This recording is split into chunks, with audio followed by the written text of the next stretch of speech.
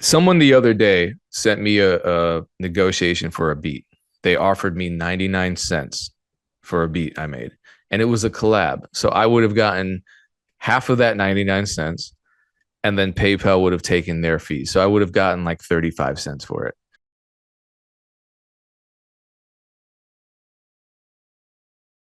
What's going down? It is no pain, no gain. I completely forgot which episode this was, even though we're It's like still kind four of or in. five, right? It might be six, honestly, but it's we're still in the single digits. And so it's way too early for me to already forget the numbers. I think for the MEC, I remember it up to 100 or something. And look at me now. So there's a lot to debrief from. How are you feeling about last week's conversation with Chad Focus, Aaron? I thought it was great. I think we both got off and we were like, holy shit. Yeah.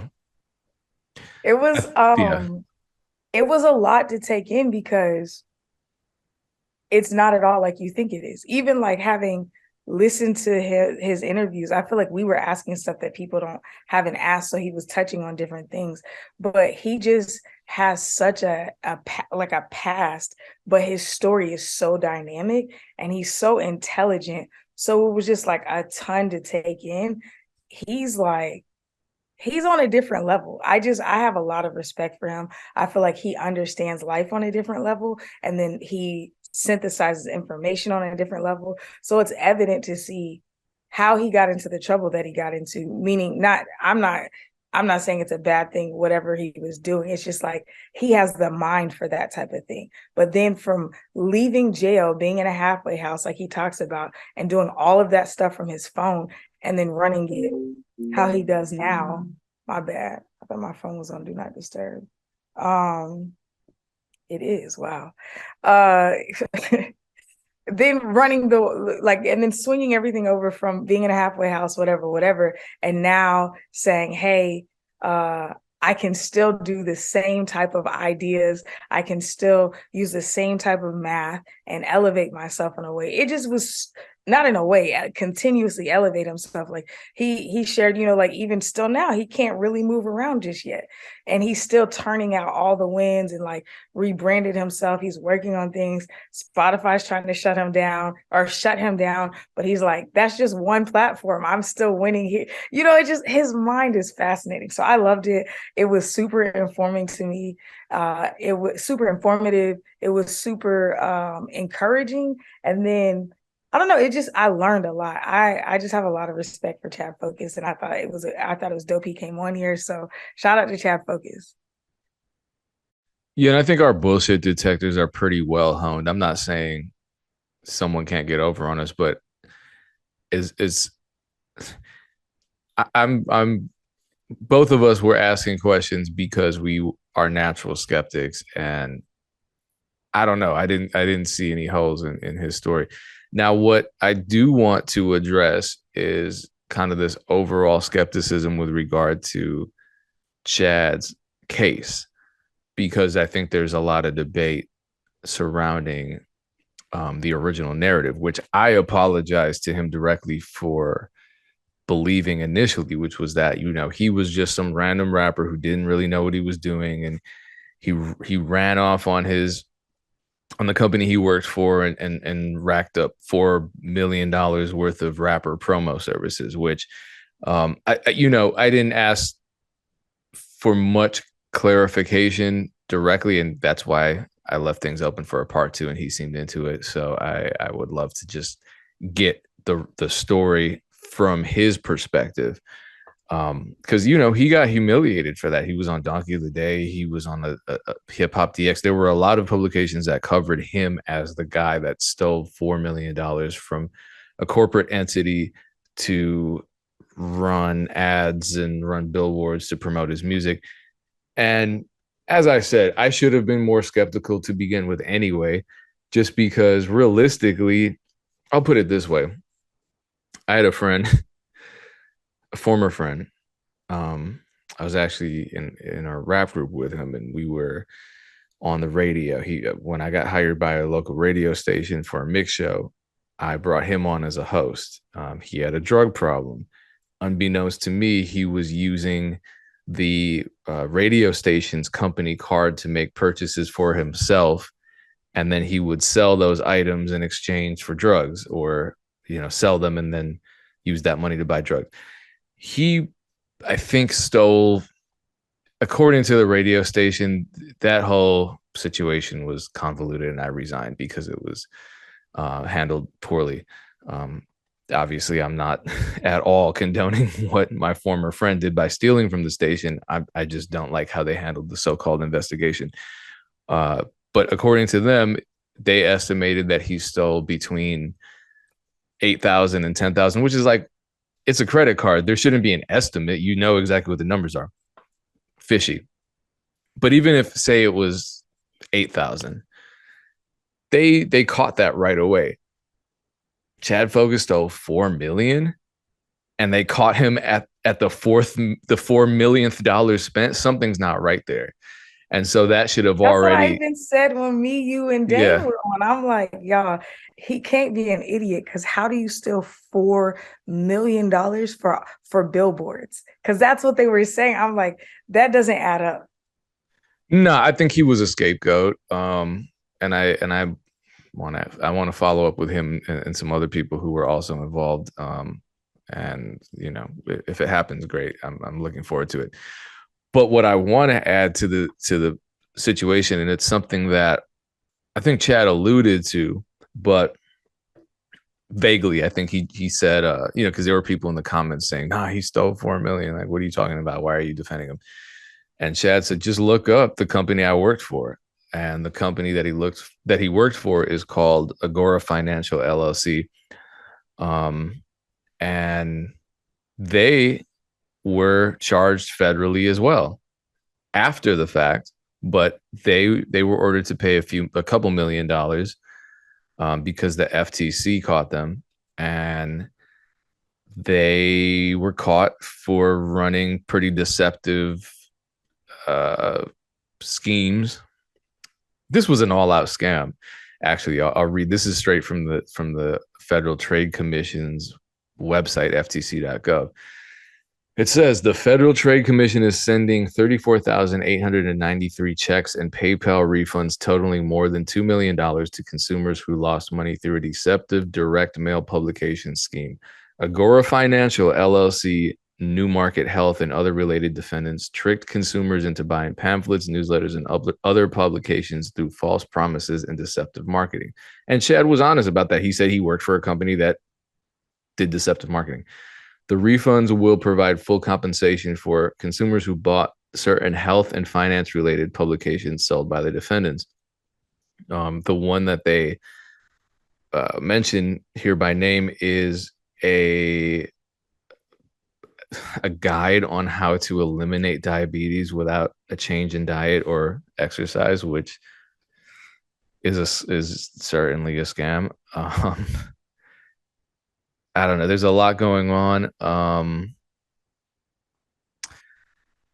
Clearly, there's something fishy going on with the company. So I think that speaks to what Chad was saying about just the environment in which he was working, and it makes me even more curious as to what the real story was when shit hit the fan with his federal case. Because I still think that he could have stolen. He could have used 4 million. I just want to be careful about the words that I use, not because I don't want to implicate or insinuate anything, but he could have been responsible for that $4 million.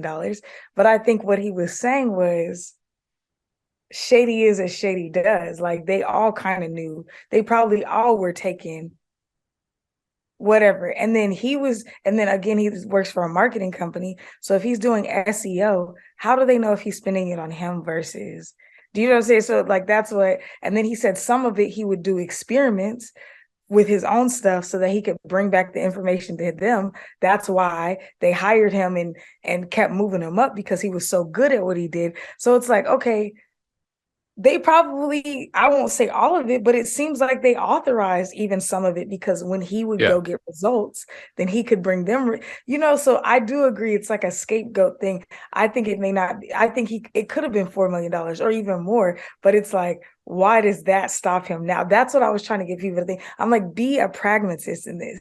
If he was able to get up to $4 million doesn't slip past anybody. So he's like, it has to have, there's got to be some rhyme to the reason. And again, he said that he said he did some unsavory stuff, but it was the environment he was in. So it's like, I don't know. I just think people are weird. People make weird statements and don't have enough information. We sat here and got information on and off camera, and we're still like, oh, I don't know. Like, it still seems like he seems on the, I won't say the right side of this, but it doesn't make what the story that was painted of him is not what is real. And that's evident. And we just have to narrow down on more things that are real. But he seems like a solid dude. I respect him. And I feel like, yeah, he seems like a stand-up dude. And he's honest. He stands on his word. He took responsibility for stuff. He never backed down from that. People who blame shift and constantly throw mud, that's who I'm worried about. But he was like, no, I participated in this. And as a man, I have to own that. Yeah, I think the fact that he didn't just offer up a counter narrative to what Agora was releasing to the public is also, I think, a green flag. But again, I'm doing my penance for not being skeptical at first. And now that we have a direct line with Chad himself, hopefully we can bring him back on and get the full story.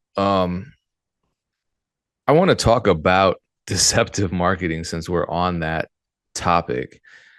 I think, Erinn, both you and I have made some pretty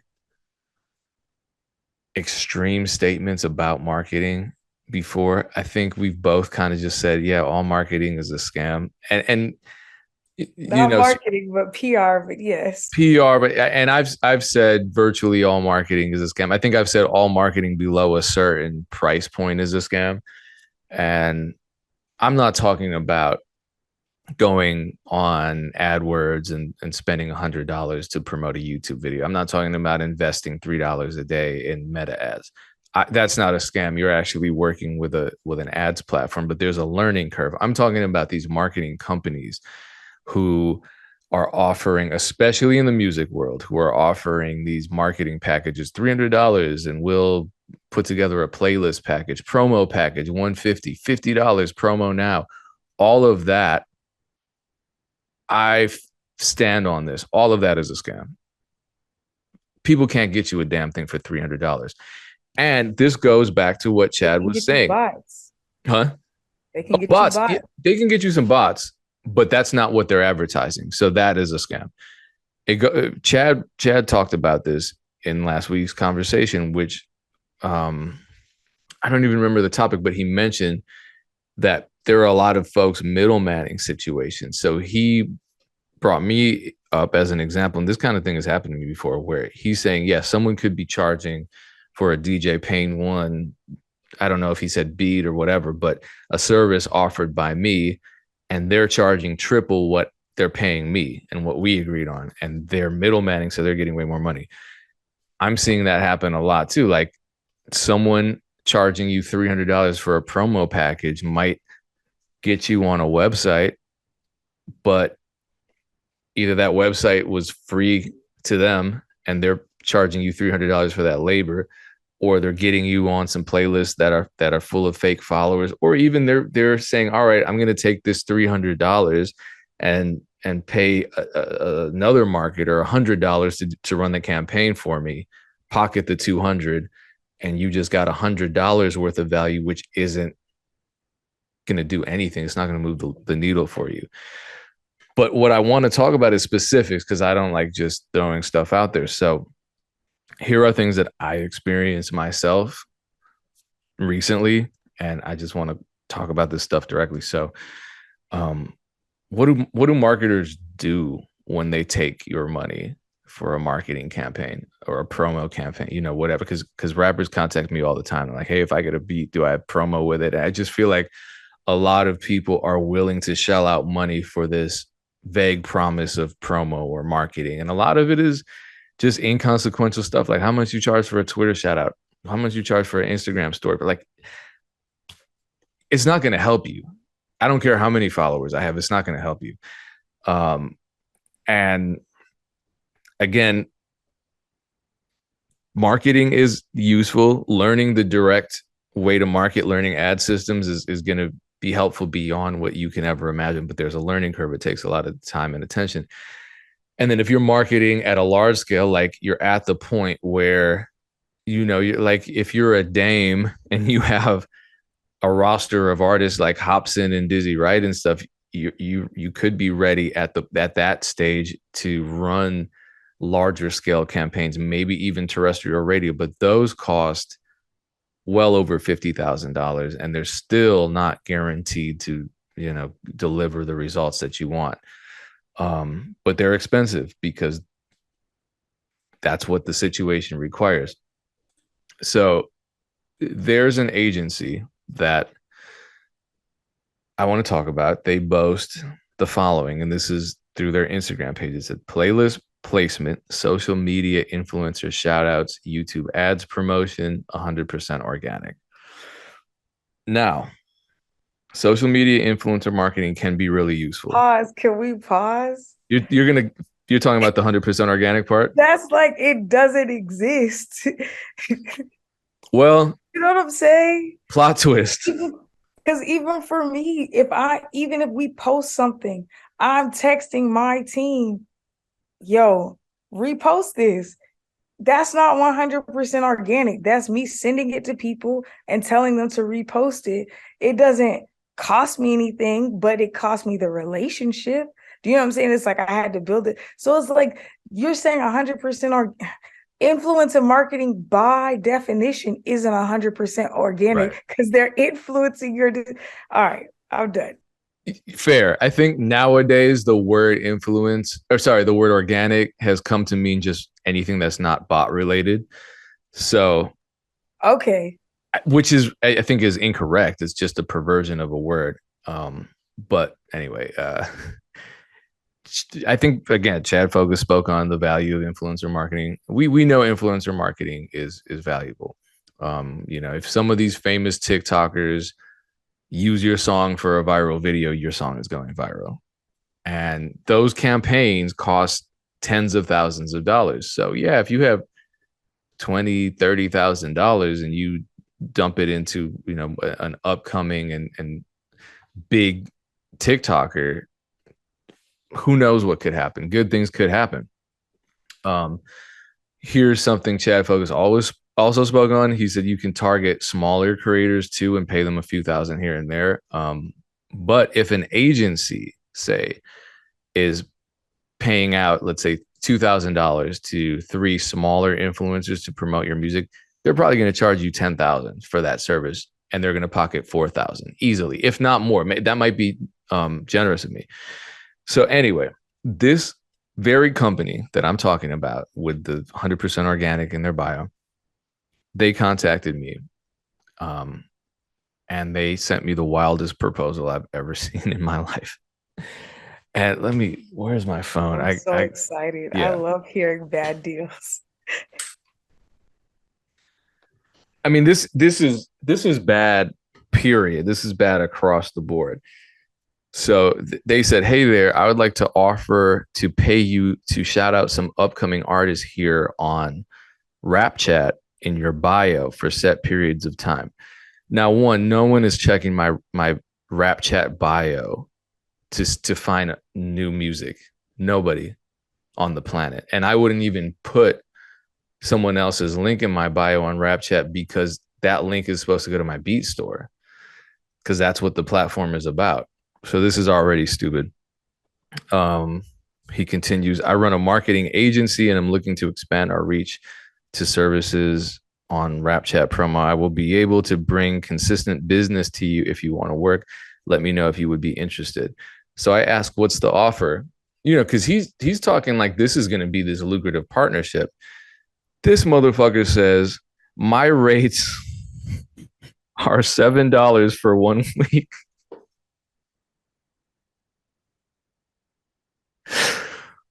He's offering me $7. And he's not charging someone $7. They're charging way more money to their clients to then turn around and offer me $7 for something that's completely worthless and stupid. $7 to post somebody in your bio? In my bio on a platform that's not meant for that. I just don't understand. I feel like I could offer my 5-year-old niece $7 for something, and she still would be like, is that enough money? She doesn't Yeah. have bills. She's gonna be like, oh, I gotta clean everything for $7. Do you know what I'm saying? I don't know who's that's gonna move any adult to be like, oh wow, $7. Well, especially me, because the reason he's reaching out to me because I'm one of the top creators on that platform in terms of just numbers, in terms of how many beats I have uploaded, and in terms of how many tens of followers I have.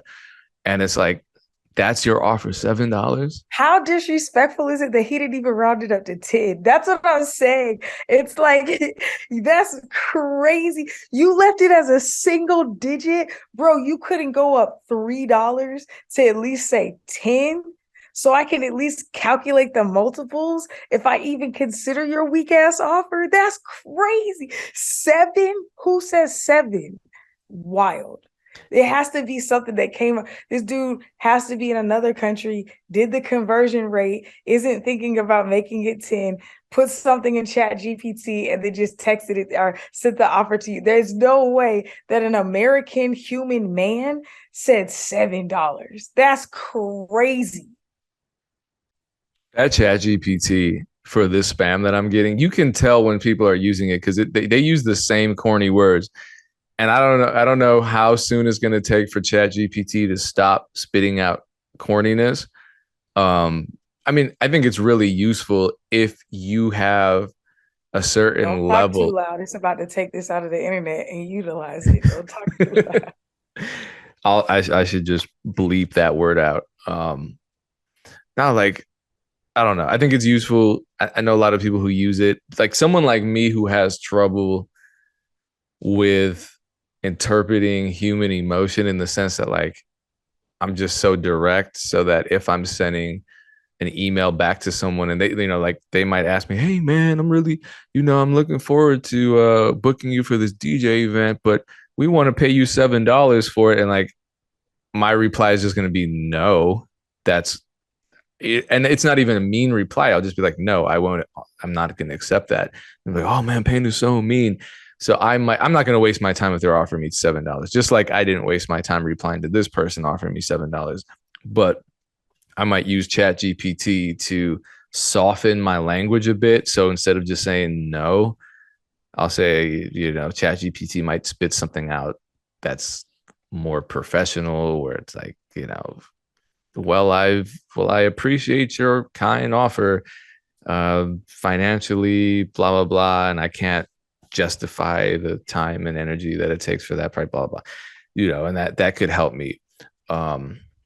But some of the stuff that people are doing, because they just don't know, Chat GPT isn't there to be a crutch to write for you. It's to offer suggestions and then you modify it so that it's, a more polished. And the fact that it prints like comes out to where you can copy and paste it, it's like you didn't have to do any of this. The least you could do is edit it. Did you see I tweeted like a couple of weeks ago when somebody uses Chat GPT and forgets to edit it?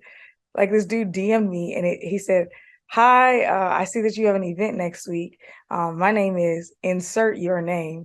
Yep. And then so I guess he follows me on Twitter or somewhere, or maybe he just went back and read it because it was like an hour later. I looked and he had deleted the message and redone the exact same message, but just put his name in. I'm like, come on, bro. Oh, You he could got you. type the whole new message, but yeah, I already had the screenshot. I'm like, this is so wild. You didn't even get past the second sentence. Like you didn't even read to see what it was saying. You don't know what like, and it was like a paragraph of him asking if he could shoot one of my event that's coming up on Thursday. I'm like, if you want me to trust you with something as important as the branding and the recap of my event, and you couldn't read down 2 sentences to edit, I don't care that you're a videographer. The fact that you're that lazy means I'm not hiring you for anything. It's insane. Yeah, AI is going to give way to a whole new era of spam, and it's going to be really annoying, really annoying. But anyway, let me wrap up what I'm saying. So like, My bad. no, I just don't want to keep repeating myself about because like I tend to fall into this feedback loop where I'm just so dumbfounded by how ridiculous some of these practices are, and my thing is like I feel sorry for artists who see anyone who paid this person, maybe they paid him $100 for a marketing package and he just reaches out to 10 people and is like, here, $5 to you, $5 to you, put this in your bio, put this in your bio. Cool. I'm gonna pocket $50. I'm done. And the client would never know because that's another problem with these marketing companies. They don't tell you what they're offering, and that's what I want to get to next. So I got this email the other day, just spam, you know, offering me all these promo packages, and I just want to share my screen so artists see what type of time these people are on. So here's the number one source for independent music. Yeah, okay. Um, they have this social media boost package, and it's only 299 GBP, which is over 300 American dollars, I believe. And it's an intensive 7 day social media promotion package to make your music go viral. Get discovered on over 25 of the world's top social media platforms. This is all vague language. They don't actually tell you what they're doing. And then there's this little fine print, and I can barely read this. An effective social media campaign requires it's just a bunch of bullshit. Um, yeah, none of this. It doesn't tell you. I don't even want to read this because it's just fluff. It doesn't tell you anything. The only thing they promise is this: you'll notice an increase in social media activity instantly. And the fact that they say instantly makes me think bots. And you will continue to enjoy the exposure and benefits after your promotion is complete. Mm-hmm. I think it's bots and it's vague and they're not telling you exactly. And like, what is $300 going to get you? I'll tell you right now, if you spent $300 on YouTube ads and you got your click through rate down to 1 cent, which is possible, that's 30,000 real views on your video, real people watching that video. But that's not what these companies are doing because they're pocketing the majority of the money you pay them because they know that the average person, the average musician doesn't want to go through the process of spending a week or two learning an ads platform. And this is going to benefit you for the rest of your life. If you learn how to use AdWords, you can keep doing that over and over. Shit, you might even become a marketing expert at some point and charge other people for that service. But most people, 99% of people aren't going to do that. They're going to say, let me just try out this $300 social media boost package. Realistically, most artists just need to build community on social media. They just need to be active. Spending money is not a replacement for that.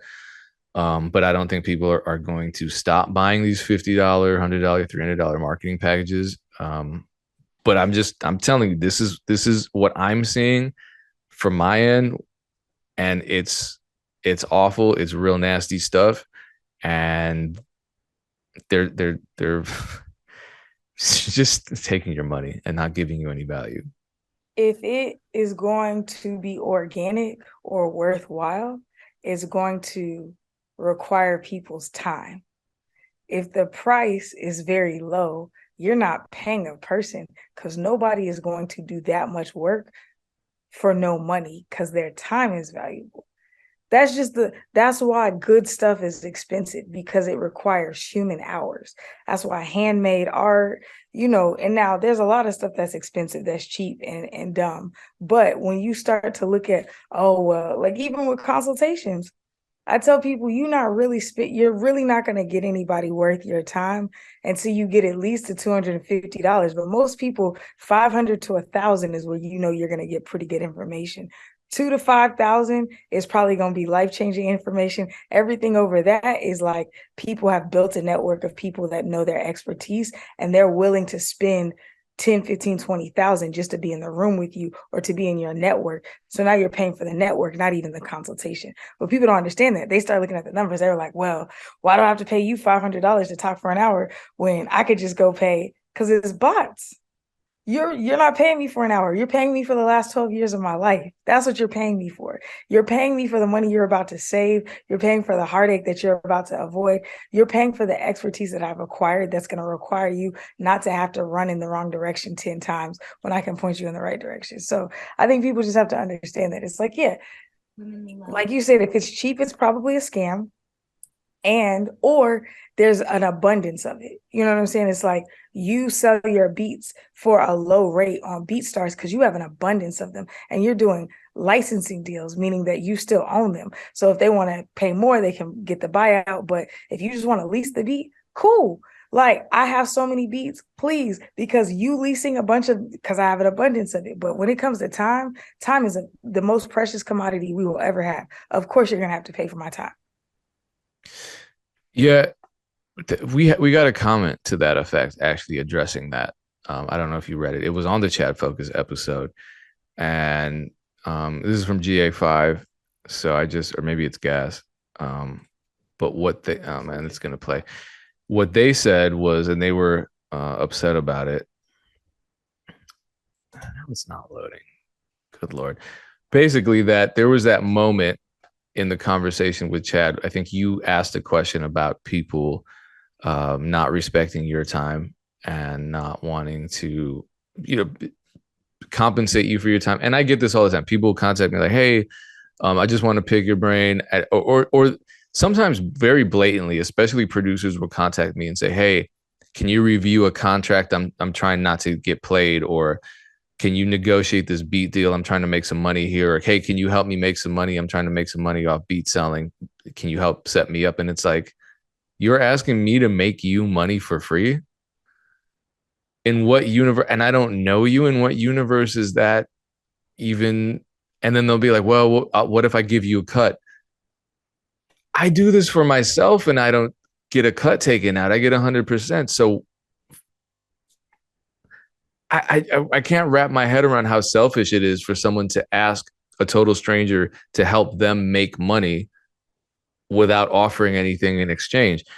And so what the comments said is, for the first 40 minutes, I was thinking, what is my man selling? Then boom, just like those funnel seminars, the real agenda revealed itself. I don't actually know what he's referring to, because I didn't see Chad really selling anything. He just said he was available for campaigns. He wasn't promoting.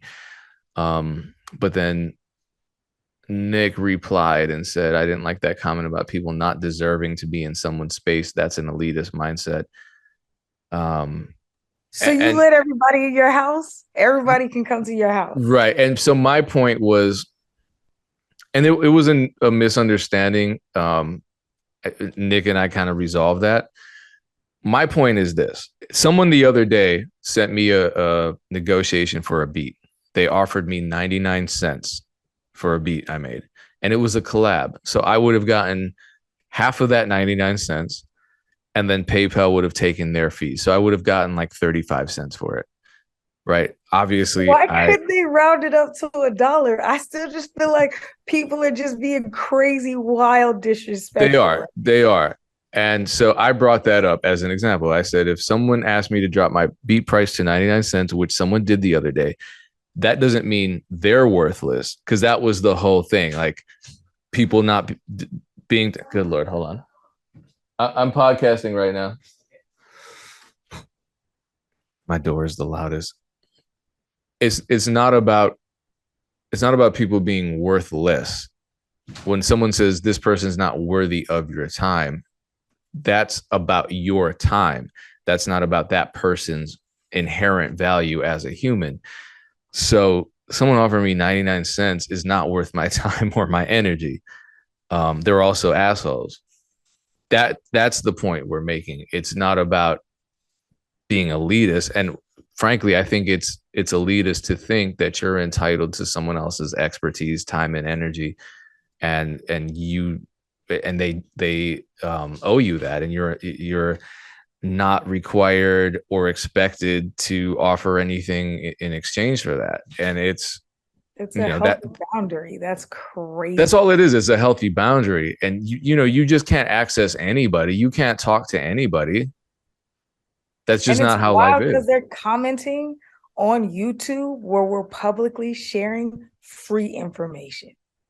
So it's like, if you want something for free, Google me. I tell people Yeah. that all the time, especially new artists. Don't book a consultation with me.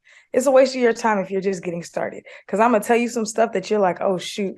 If you don't have your consistency built up, you're not gonna be ready to talk to me. So you will feel like you wasted $250. But if you are so cheap, which is obvious, which is why you're commenting and you have no progress. And that's not a shot, but it's like when you have progress, you understand the give and take in the Yeah. business. So it's insane. It's an insane assertion. Because what? You just go to work and do stuff for free and don't clock in? Like it don't even make sense. I I had that mindset early on too, where it was in my head, I was just thinking, yeah, you know, and now my cat wants to get on the podcast, where it was just this notion that there's a successful producer over there, right? I'm trying to get to where they are. They should help me out because they were once where I was. But that's not how things work. You know, they work to get where they are. And the more I worked and figured out that path, the more people started contacting me and expecting me to give them all my energy and time. And it's like, wait a minute. Now I get it. I was being entitled that whole time. No one owes me their time. I'm not entitled to anybody else's information. I'm not entitled to anybody else's energy. If I want it, then I can either learn it myself for free or fast track it by, you know, offering them something of value so that they can, in exchange, give me the information that they've acquired by investing their own money, their own resources, their own time, their own blood, sweat, and tears in achieving their goal. That seems more reasonable than anything. And yet, I don't know, the internet has people thinking otherwise. I think, yeah, entitlement is a bitch, and that's what it is. But hey, here's to all the people who get it and who are appreciating the conversation and starting to think a little bit differently, or at least open themselves up to it. Because we did see a lot of incredible comments and people like having their gears turning, people who are fans of Chad. Um, People who may not have been familiar with the MEC, because it seems like some people are like new here. Well, I guess because that video did really well. So yeah, shout out to all of y'all. I hope y'all keep coming back because I feel like even without a guest, I feel like Payne and I have really great topics and really great information. But yeah, it's an interesting world, but I don't want to cater to the minority. The majority of y'all get it and it makes sense and y'all are here for the right reasons. So another comment that we got was about fake views, bot views, that kind of thing. And the question was, have we changed our opinions on those? And I know for me, I was if the sounds this cat makes, I was never really against fake views or bots or anything like that. And if they're used intentionally and correctly, I think all of that can be utilized as part of your overall strategy. It should never be your strategy, though. And that's, you know, I asked Chad directly about that, and he was talking about just kind of fortifying, you know, your existing following with, you know, padding it with fake followers, that kind of thing, just to increase the fees that are offered for social media influencing that, because people are criminally underpaying us to begin with. So if we can even the playing field by faking it a little, cool, whatever. Same with Spotify. If they're not paying us anything to begin with, which, you know, they are, but the rates are really low and they're not transparent. The payouts are not transparent. So if you spend $10,000 on fake plays and you get, you know, $16,000 back in royalties, you just made $6,000 and you just played the game like everybody else using their system.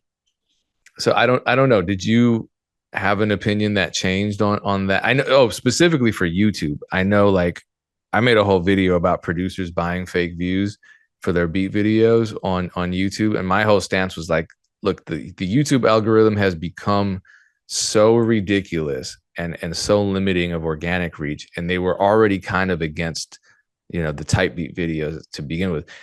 Now it's pronounced more and more. So if all these producers are buying fake views and they're ranking on certain keywords and they're funneling that traffic back to the beat store and it's working, who am I to say that that's a bad move? If it's working for them and they're just trying to break through this restrictive algorithm that's hurting all of us, I'm not going to rage against the individual for finding a way to sidestep that system. I'm upset at the system because the system is messing with all of our livelihoods. So that's my stance on it. Yeah, I would say for me, it's not the proper route for me when it comes to streams and such, but I don't understand why people are upset that that's the direction that he's chosen to go in. And that's why I think at some point I kind of just like asked is like, or one of us asked about like he my point is that he does this for money, but also has art that he loves. Like it's both and I think with some people, the assumption was that, oh, he's just scamming to make money and he doesn't care about the art form. Because even when I asked him what his biggest mistake was, he basically talked about putting the ball in other people's court, but also not performing his song, his biggest song first when he was at the arena that show that he sold out or stadium show that he sold out, and they kicked him off the stage because he was the opening act, whatever. Yeah, I think that part is key. I think a lot of people. So for me, hearing him talk, I got it off rip. I was like, let me not say off rip. I saw clips of him. I watched some of his conversations, and then I watched the Brandman interview, and I'm like, oh, now I get it. And again, it's not right for everybody. I wouldn't do it with any of my artists, but it's because there are a bunch of solutions to the problem. It's not my chosen path. I want to figure out how can I grow a community so massive that my artists can eat. If Spotify is one of those ways, cool. But I'm the alternative queen. I'm the one who's always like, what are the things that we can do or sell? Like, oh, we threw this show and sold tickets at $40 a piece because people were really anticipating it. So my artist that you've never heard of just made $4,000 on their show because they only sold 100 tickets, but at $40 a head, right? So that's my route. My preferred route is how can I build a community big enough to let my artists eat? Or how can we build a community with my artists? You know what I'm saying? His problem is I want to make more money. How can I do it the fastest, most efficient way? You know what I'm saying? So it's like, that's the way that he solved his problem. What a lot of people do, though, is they're lazy about their bots. They're lazy about their performance. So you can tell when people have put out like, oh, we can tell you have bot streams. How? Because nothing else matches up. But with Chad, his Instagram matches up, his Spotify matches up. And then he says, okay, you looked under the hood and it's bots. Of course it's bots. Because what I'm trying to do, here's the formula that I use for bots. So then you understand it's a strategic play. He's not scamming, in my opinion. You can choose to me, it's like, and I'm not trying to get into scam the scammer because I understand that's a very slippery slope. But I feel like if he found a way to be under the threshold, and this is, to me, it's just an ad spend. Again, back to discovery mode. This is how he's choosing to spend his ad money. He's putting it into bots that will push his music out. It could be consumed by no one, but this is the process.